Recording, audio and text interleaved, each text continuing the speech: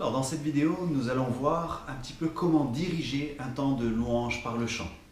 Dans les deux vidéos précédentes, nous avons vu qu'est-ce que le culte et qu'est-ce qu'un culte qui plaît à Dieu. Dans la deuxième vidéo, nous avons vu un petit peu comment construire un temps de louange.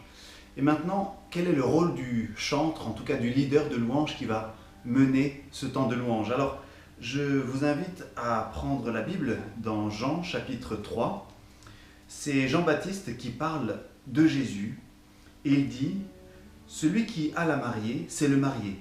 Mais l'ami du marié qui se tient là et qui l'écoute éprouve une grande joie à entendre le marié. Cette joie, qui est la mienne, est donc complète. Il faut que lui croisse et que moi, je diminue. » Et juste avant ça, il avait dit très clairement « Moi, je ne suis pas le Christ, mais c'est devant lui que je suis envoyé. » Donc il semble que Jean-Baptiste se compare à l'ami du marié. Donc le marié, forcément, c'est lui le roi de la fête dans le mariage. Et l'ami du marié, c'est celui qui va peut-être un petit peu mettre l'ambiance de la fête pour que tout soit concentré sur le marié. Donc l'ami du marié, c'est celui qui va mettre l'ambiance pour que la fête soit vraiment centrée sur le roi de la fête qui est le marié. Et donc, il choisit quand il parle. C'est-à-dire que quand c'est le moment du marié de déclarer sa flamme à son épouse, c'est pas à ce moment-là qu'il va arriver et puis qu'il va faire la présentation, etc. À ce moment-là, non, l'ami du marié, il se retire et il laisse les choses se faire. Et en tant que leader de louange, on est un petit peu dans cette position. On a vu à la fin du texte qu'il disait « Il faut qu'il croisse et que je diminue ». Notre rôle, en tant que leader de louange, c'est simplement de faire les présentations. Nous sommes là, le peuple arrive dans l'église, peut-être les gens ont des préoccupations, ils ne sont pas nécessairement très présents. Et notre rôle, voilà, c'est de faire les présentations entre Dieu et eux et faciliter cette rencontre avec le Seigneur. On va être des diacres, c'est-à-dire que ça va être notre rôle de s'occuper de tous les aspects techniques pour que les gens qui viennent et qui veulent être dans la louange n'aient pas à y penser ou à avoir l'esprit détourné par tous ces aspects techniques.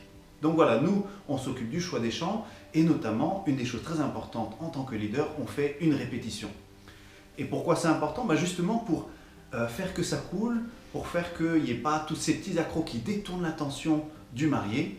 Et donc, on va s'occuper de savoir comment vont avoir lieu les introductions, si on va reprendre le chant, peut-être aussi faire un lien musical entre les chansons, savoir ce qu'on va dire un petit peu entre les chansons. Donc voilà, on va essayer de répéter avec les musiciens quelque chose qui va couler de manière à ce que l'attention ne soit pas sur nous, il faut qu'on diminue, et que l'attention soit sur le Seigneur, c'est-à-dire qu'il faut qu'il croisse dans le cœur des gens. Ensuite, qu'est-ce qu'il faut dire entre les chants? Alors effectivement, ça c'est la grande question, on ne sait pas nécessairement quoi dire, et des fois, parce qu'il nous manque quelque chose à dire, on va dire, voilà, on va chanter le numéro tant dans tel recueil.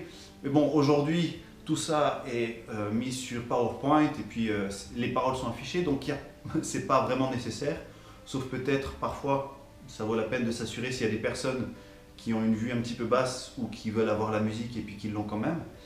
Mais même chose, le numéro est aussi sur le PowerPoint, donc a priori, ça on laisse de côté. Non, je crois que l'idée là, c'est surtout, encore une fois, d'encourager. Un petit peu comme Jean-Baptiste, on introduit le marié, on veut parler de lui, on veut que nos esprits soient remplis de l'idée de sa présence. Et donc, on va encourager l'assemblée par quelques phrases très simples, où on va peut-être inviter en disant, voilà, nous allons te louer Seigneur ce matin parce que nous sommes heureux de te rencontrer et nous sommes heureux que toi, tu désires nous rencontrer. Voilà ce genre de phrases, etc. pour faire un petit peu le lien entre les chants. Ensuite, j'ai un peu cette image d'un train. Parfois, justement, parce qu'on veut expliquer les choses, on peut avoir tendance à parler trop. Et puis c'est comme un train qui s'arrête dans toutes les gares et puis on dit aux gens, voilà ce qui se passe, voilà vous pouvez regarder dehors comment ça se passe, etc. Et puis c'est fatigant, ces trains qui s'arrêtent dans toutes les petites gares. On aime bien aussi un TGV qui va directement là où on veut aller. Et je crois que c'est important dans la manière dont on partage, dont on fait vivre le temps de louange, de ne pas non plus trop parler, comme l'ami du marié. Finalement, ce qui est important, c'est de laisser le marié parler. Et puis dans ces choses qu'on partage et qu'on dit entre les chants, peut-être on peut aussi avoir tendance, en tout cas c'était la mienne jusqu'à ce que je m'en rende compte, à faire une sorte de double prédication.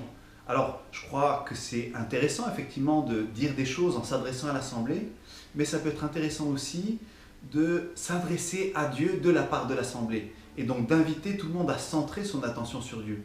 Donc c'est pour ça que entre des chants, on peut dire, ben voilà, Seigneur, nous te louons pour ta présence, nous te remercions de ce que tu es là, de ce que tu nous aimes. Et donc, le temps de louange devient une longue prière et une adoration qu'on dit tous ensemble et qu'on exprime tous ensemble vers le Seigneur. Cela peut être intéressant entre les chants aussi d'introduire non seulement des paroles, mais aussi des éléments créatifs. Ça peut être un poème, une lecture d'un texte biblique, un moment de prière, particulièrement après un chant très calme et très méditatif par exemple, ou alors une image sur laquelle on va méditer, qui va nous inspirer peut-être sur la nature, ce genre de choses. Voilà, il y a plein de moyens d'être créatif. Le but, encore une fois, c'est toujours de diriger notre attention vers le Seigneur et d'ouvrir notre attention pour que voilà, le Seigneur puisse nous parler. Et puis nous, en tant que leader de louange, voilà, on est l'ami du marié, on l'a introduit et petit à petit, on lui laisse la place et on se retire.